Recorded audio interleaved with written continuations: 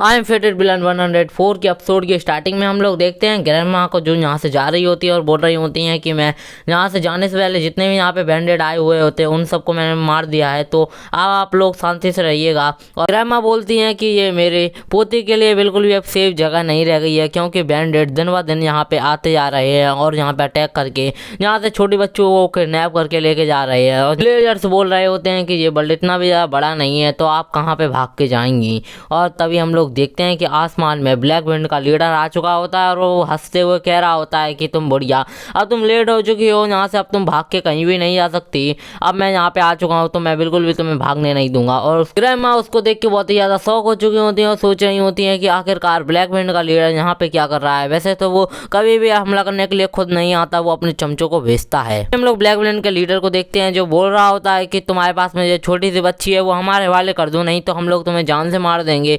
मैं तुम्हें एक चांस दे रहा हूँ, तुम जल्दी से उस बात को मान लो, नहीं तो हम लोग तुम्हें मार देंगे। वैसे भी तुम्हारे पास इतनी ज़्यादा नहीं है कि तुम हमारे लोगों से कम्पीट कर सको।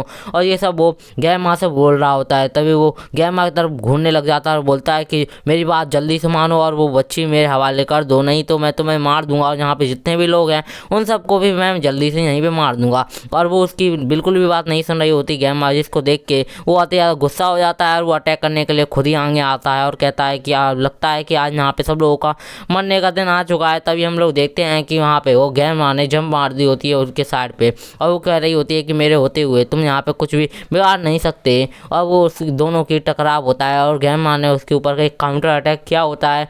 हम लोग देखते हैं कि वो काउंटर अटैक इतना ज़्यादा पावरफुल नहीं होता। ब्लैक विंड का लीडर को देखते हैं जो बहुत ही ज़्यादा गुस्सा हो चुका होता है, अपनी पावर को इंक्रीज करते हुए उस पर जोरदार अटैक करता है, जिससे इंपैक्ट पे वो उधर ही गिरने लग जाती है नीचे। और वो बोल रहा होता है कि तुम्हारी इतनी ज़्यादा हिम्मत कि तुम ऐसे काउंटर अटैक भी कर सको। और हम लोग देखते हैं कि उसका इम्पैक्ट इतना जोरदार होता है कि वो ज़मीन पे आके खिसकते हुए पीछे की ओर जा रही होती है। तभी हम लोग देखते हैं यूनियन को जो उसके पास में जा रही होती है और कह रही होती है कि ग्रैंडमा क्या आप ठीक है। तभी हम लोग देखते हैं कि ग्रैंडमा बोल रही होती है कि मैं ठीक हूँ, तुम एक काम करो यहाँ से जल्दी से भाग जाओ। और हम तभी यूनियन ग्रैंडमा से बोलती है कि नहीं, मैं आपके बिना कहीं भी नहीं जाने वाली। तभी ब्लैक विंड का लीडर बोलता है चिल्लाते हुए, तुम लोगों ने मेरी बात का बिल्कुल भी नहीं सुने, इसलिए अब तुम मरने के लिए तैयार हो जाओ। और वो अपनी पावर्स का यूज करते हुए आसमान में एक काला सा ब्लैक हैंड बड़ा सा अपीयर होने लगता है और वो बोलता है कि अब तुम लोग तैयार हो जाओ मरने के लिए। मैंने तुम्हें एक चांस दिया था कि तुम अपने पूरे के पूरे गांव को बचा सकती हो, बट तुमने मेरी बात बिल्कुल भी नहीं सुनी। अब तुम मरने के लिए तैयार हो जाओ। जहाँ पे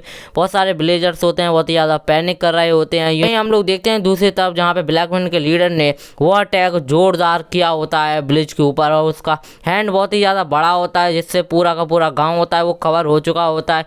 तभी यूनियन कहती है कि तुम बुरे इंसान। तभी यूनियन ग्रैंडमा के आगे आ जाती है और बोलती है कि मैं तुम्हें अपनी ग्रैंडमा को बिल्कुल भी हार्म नहीं करने दूंगी। और वो अपने ग्रैंडमा के आगे आके खड़े हो जाती है और हम लोग देखते हैं कि वो बोल रहा होता है कि तुम जल्दी से साइड हो जाओ, नहीं तो तुम भी यहीं पे मारी जाओगी। और वो ये सब बहुत ज़्यादा गुस्से में बोल रहा होता है। अभी हम लोग यूनियन के देखते हैं जहाँ पे यूनियन के हाथ के पीछे एक बंदे का हाथ आ चुका होता है और वो बोल रहा होता है कि छोटे बच्ची, क्या तुम्हें मदद की ज़रूरत है, क्या तुम्हें इस बुरे पर्सन को मारना है। तभी हम लोग देखते हैं उसके पीछे जू चैन आ चुका होता है और बोल रहा होता है क्या तुम्हें पावर्स चाहिए जिससे तुम इस बुरे आदमी को मार सको।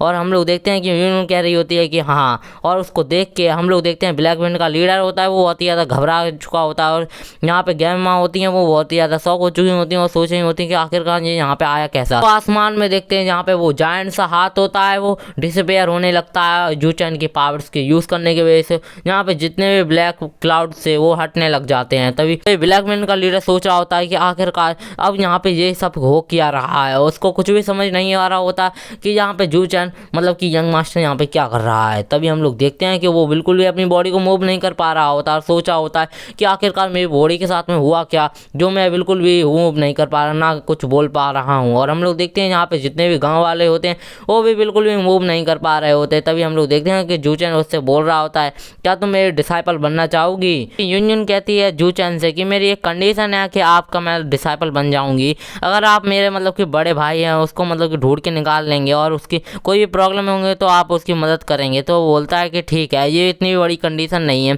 जू चैन उसकी कंडीशन को मान जाता है जिससे वो बहुत ही ज़्यादा खुश हो जाती है और बोलती है कि सच में आप मेरे भाई को ढूंढ के निकाल लेंगे। और ये इतनी ज़्यादा खुश हो चुकी होती है कि जू चैन के वो गले लग जाती है और बोलती है मैं आपकी डिसाइपल बनने के लिए तैयार हूँ। और वो जू चैन को डिसाइपल बनने के लिए हाँ कर देती है। और हम लोग देखते हैं कि और वो बोलती है कि आप उससे पहले कि यहाँ पे जो आसमान में वो बुरा बंदा है उसको आप ख़त्म कर देंगे। तो जूचन कहता है कि ठीक है, वो भी हो जाएगा। हम लोग जूचन को देखते हैं जो हंसते हुए कह रहा होता है कि मुझे इन लोगों की नज़र में अच्छा होने के लिए तुम्हें जान से मारना होगा। अब वो हंसते हुए ये सब कह रहा होता है कि अब तुम्हें मरना होगा ब्लैक विंड के लीडर। और हम लोग देखते हैं कि ब्लैक विंड का लीडर कुछ भी समझ नहीं पा रहा होता कि आखिरकार यहाँ पे चल क्या रहा है और वो यहाँ हवा में क्यों अटका पड़ा है। हम लोग ब्लैक विंड के लीडर को देखते हैं जिसकी बॉडी बहुत ही ज़्यादा ग्लो करने लग जाती है और वो सोच रहा होता है कि आखिरकार मेरी बॉडी के साथ में क्या गलत है।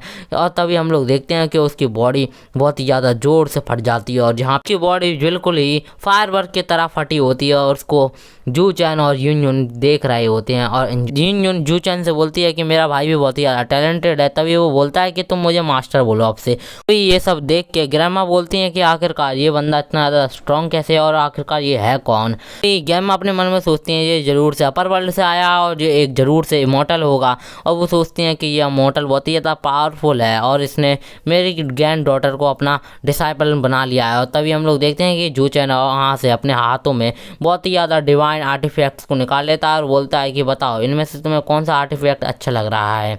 और हम लोग देखते हैं कि यून कहती हैं कि आप इनमें से कोई भी मुझे दे सकती हैं। और जूचन यून से कहता है कि तुम मुझे प्रॉमिस करो कि तुम हमेशा मास्टर की साइड में रहोगी। और वो बोलती है कि यस मास्टर। तभी हम लोग देखते हैं कि उसकी ग्रैंडमा होती हैं वो बहुत ही ज़्यादा शौक हो चुकी होती हैं और सोच रही होती है कि आखिरकार इसे इमॉर्टल में इतने ज़्यादा डिवाइन आर्टिफैक्ट कितने सारे हैं। और हम लोग देखते हैं कि तभी यून अपनी ग्रैंडमा से बोलती है कि ग्रैंडमा आप मेरे साथ में चलिए। और तभी वो जूचन बोलता है कि हाँ ग्रैंडमा आप भी साथ में चलिए। और तभी हम लोग देखते हैं ब्लैक विंड के जो बच्चे लोग होते हैं वो वहाँ से भागने लगते हैं और सोच रहे होते हैं कि आखिरकार वो डिवाइन इमॉर्टल कितना ज़्यादा पावरफुल था।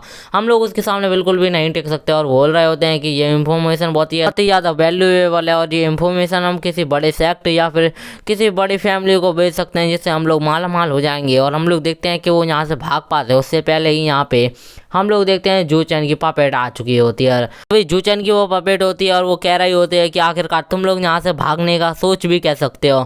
और वो कह रही होती है कि तुम यहाँ से बिल्कुल भी जिंदा जाने वाले नहीं हो। और सीन शिफ्ट होता है, हम लोग देखते हैं एक माउंटेन का सीन यहाँ पे जूचन और यून और उसकी ग्रैंडमा साथ में जा रहे होते हैं और बोल रहे होते हैं कि तुम्हें पता है कि आखिरकार तुम्हारा ब्रदर कौन से सेक्ट में कल्टीवेशन की ट्रेनिंग कर रहा है। तो वो बोलती है कि हाँ मुझे मालूम है। हम लोग यून की ग्रैंडमा को देखते हैं जो बोल रही होती है कि ये डिवाइन इमॉर्टल बहुत ही ज़्यादा पावरफुल है और मुझे यकीन है कि ये यून को बहुत ही ज़्यादा अच्छे से ट्रीट करेगा। तभी अभी यून जूचन से पूछ रही होते हैं कि आप क्या मैं फर्स्ट डिसाइपल हूँ। तभी हम लोग देखते हैं कि जूचन बोल रहा होता है कि तुमने बिल्कुल सही कहा, तुम मेरी सबसे पहली डिसाइपल हो। जूचन अपने मन में बोल रहा होता है कि मैं सही था, ये जेंग ही है और जो मतलब कि यून का भाई का नाम होता है। और वो बोल रहा होता है कि मुझे यकीन है कि इन दोनों का कोई ना कोई कनेक्शन है इनकी पावर से। तभी हम लोग देखते हैं कि उसके सामने एक मॉन्स्टर आ चुका होता है। वो बोल रहा होता है कि तुम इंसान हो, तुम्हारी इतनी ज़्यादा हिम्मत कैसे हुई कि तुम मेरे टेरिटरी के अंदर आके यहाँ से कुछ भी का लेके जा सको। और वो बहुत ही ज़्यादा गुस्से में बोल रहा होता है कि आज मैं तुम लोगों को यहीं पे मार दूंगा इंसानों। लोग देखते हैं ग्रैंडमा को जो बहुत ही ज़्यादा डर चुकी होती है और बोल रही होती है ये स्क्रिप्ट रिलम का डिवाइन